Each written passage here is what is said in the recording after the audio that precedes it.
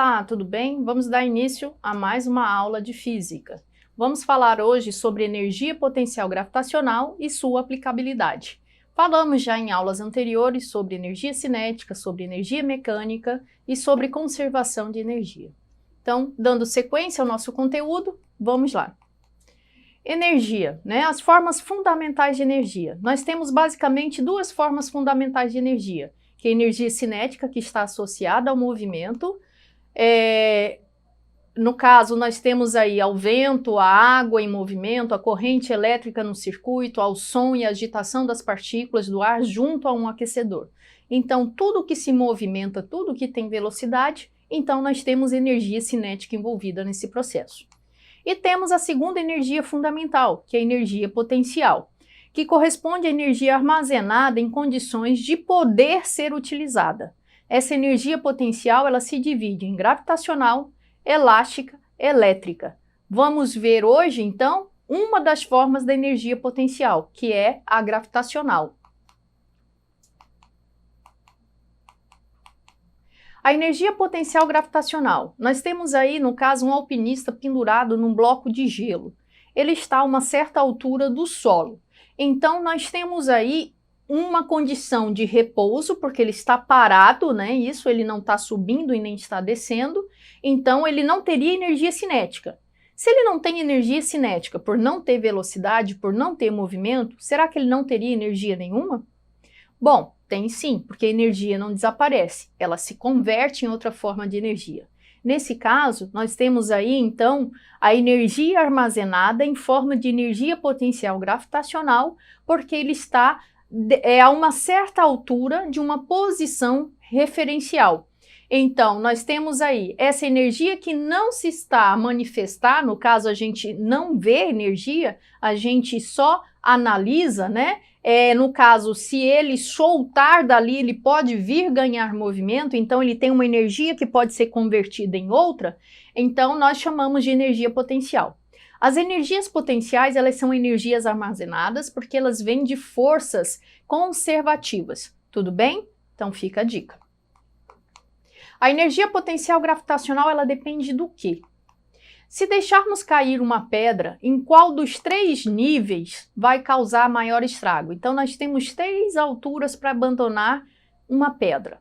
Então, qual vai causar maior estrago? A que está mais próximo do solo, no nível 1? A que está no meio, no nível 2? Ou a que está mais alto, no nível 3? Quem se arrisca a dar uma resposta? Vamos ver? Então, a pedra produz mais estrago quando cai do nível 3, do nível mais alto, porque cai de uma altura maior, então ela tem uma energia potencial gravitacional maior. Mas por que isso? Porque a energia potencial, ela depende do quê? Se deixarmos cair duas pedras de massas diferentes, mas da mesma altura, qual vai causar o maior estrago? Será que ela também depende da massa como energia cinética? Então, olha só, temos uma pedra pequena e uma pedra maior. A pedra de maior massa produz maior estrago, porque tem mais energia potencial gravitacional. Bom, então já vimos que tem a ver com altura e tem a ver com massa. Qual é a equação, então, que nós estamos falando? Vamos lá? A energia potencial gravitacional, ela depende da massa e da altura. Maior massa, maior altura, maior a energia potencial.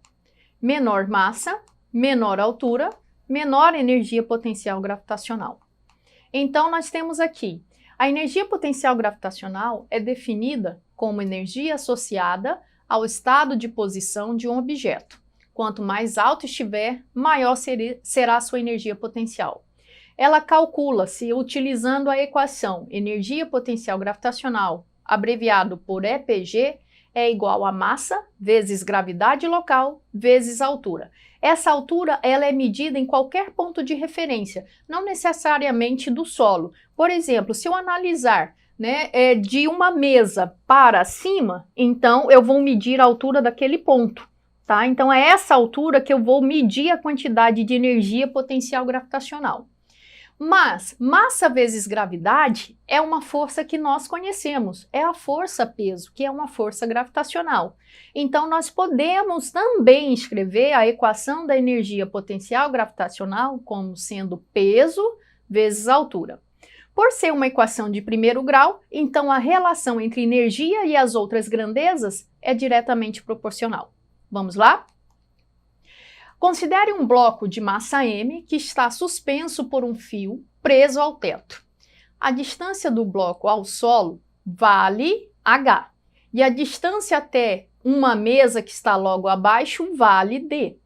A mesa tem uma altura h0 em relação ao solo. Então, vamos observar bem a figura. Nós temos aí um corpo pendurado, portanto, sobre a atração gravitacional, portanto, sobre a ação da força-peso. Nós temos a distância D, que é a distância da mesa à base do bloco, e a distância H0, que é a distância da mesa ao solo. Tudo bem? Somando essas duas distâncias, do solo até a base do bloco, nós temos a altura H. Vamos analisar o que acontece aí na sequência. O bloco tem capacidade de realizar trabalho assim que ele for solto daquele fio. Ou seja, ele tem energia armazenada devido à sua posição em relação à mesa e em relação ao solo. Então, vamos calcular o trabalho que o peso do bloco pode realizar ao cair, ao longo do deslocamento, cujo módulo será medido pela altura h, que está somando h0 mais d. Se a origem do referencial for a superfície da mesa, o módulo de deslocamento será d igual a h menos h0, sendo o módulo da força F vai ser a força-peso, portanto, o produto massa vezes gravidade. Com essa direção e sentido do deslocamento, o trabalho do peso do corpo é medido em relação à mesa. Lembrando da equação do trabalho é igual a força vezes deslocamento. Nesse caso, como o deslocamento ele é paralelo à ação da força, então o ângulo entre a força e o vetor deslocamento é igual a zero, e 0 elevado a zero, como todo número elevado a zero é igual a 1, então nós temos aí que trabalho ele fica simplificado na equação apenas como força vezes deslocamento. Então temos aí, trabalho é igual a massa vezes gravidade, vezes a diferença entre h menos h0, que nós chamamos lá na ilustração de distância d. Se a origem for o solo, o módulo do deslocamento a distância será h, que está medindo do solo até a base do bloco. Então, nós temos aí, trabalho é igual força vezes deslocamento, igual mgh vezes 1, que é 0 elevado a zero. Se essas expressões medem o trabalho que o peso do bloco pode realizar, elas também nos permitem medir a energia potencial gravitacional, EP, desse bloco. Então, como sabemos, a força gravitacional ela é conservativa, logo é possível transformar essa energia potencial em energia cinética e vice-versa, desde que não haja forças dissipativas envolvidas no processo. Assim, o trabalho realizado pela força-peso é igual à energia potencial gravitacional que estava armazenada. Tudo bem? Tá entendido até aí? Então, anotem no caderno todas as dúvidas que tiverem e procure o seu professor na escola para aprofundar esse conteúdo. Portanto, a energia potencial do bloco em relação à mesa e ao solo, respectivamente, será mgh, que multiplica h menos h0. Então, chegamos aí à simplificação da equação da energia potencial, mgh, ou peso vezes altura. É importante notar que nessas condições, o valor da gravidade, o valor de g, é considerado constante ao longo do deslocamento. A aceleração gravitacional ela não é considerada variante dentro do mesmo sistema. Então, pelo fato de o corpo estar próximo à superfície da Terra ou qualquer outra superfície.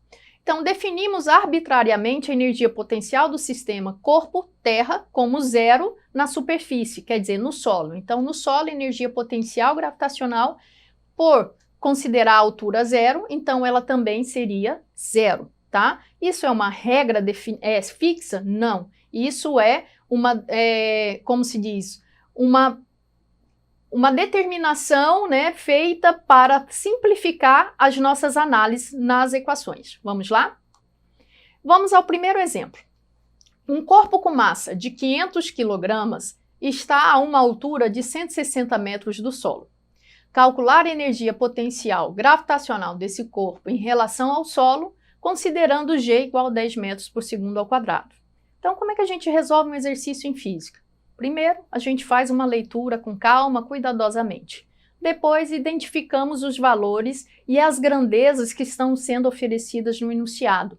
Anotamos no cantinho do caderno. Depois, analisamos essas grandezas e tentamos associar à equação de acordo com a solicitação do exercício. Estou pedindo determinar a energia potencial gravitacional. Então, quais são as grandezas que estão na equação? Aí eu vejo se todas foram oferecidas no enunciado, se não, eu tenho que buscar uma forma de completar todas que eu necessito para o cálculo. Então, veja só, nós temos a ilustração aí, né? Um corpo com massa de 500 quilogramas está a uma altura de 160 metros do solo. Então, nós vamos calcular a energia potencial em relação ao solo. Nós temos aí na ilustração um brinquedo de um parque de diversão, um carrinho descendo para o chão. Então, qual a energia potencial gravitacional nesse instante? Então, aplicando energia potencial gravitacional igual massa vezes gravidade vezes altura, nós temos aí 500 vezes 10 vezes 160. Chegamos ao resultado de 80.000 joules, ou no sistema internacional e na notação científica, 8 vezes 10 elevado a 4 joules. Entendido? Vamos lá, mais um exemplo para a gente deixar tudo bem esclarecido e já pronto para fazer uma boa prova. Um corpo de massa de 4.000 gramas encontra-se a uma altura de 1.600 centímetros do solo. Admitindo o solo como nível de referência e supondo que a gravidade é 10 metros por segundo ao quadrado, calcular sua energia potencial gravitacional. Agora eu vou chamar a atenção para um item onde muitos alunos esquecem de observar. Vejam só as unidades. A gravidade está sendo dada em metros por segundo ao quadrado, Sistema Internacional de Unidades. Então, todas as outras grandezas também têm que acompanhar o Sistema Internacional. Mas a massa está dada em grama e a altura em centímetro. Nenhuma das duas grandezas está no SI. Então, o que nós temos que fazer? Transformar unidade. De grama para quilograma, o que a gente faz? A gente divide por 1.000. E de centímetro para metro, o que a gente faz? A gente divide por 100. Então, 4.000 gramas dividido por 1.000 dá 4 quilogramas. 1.600 centímetros dividido por 100 dá 16 metros. Então, vejam só a equação, substituindo na nossa fórmula, mgh, 4 vezes 10 vezes 16, 640 joules. Entenderam até aqui? Procure seu professor e aprofunde esse conhecimento. Não deixe passar esse momento. O Enem está se aproximando. Então, ficamos por aqui. Acesse a plataforma Eduque e até a próxima.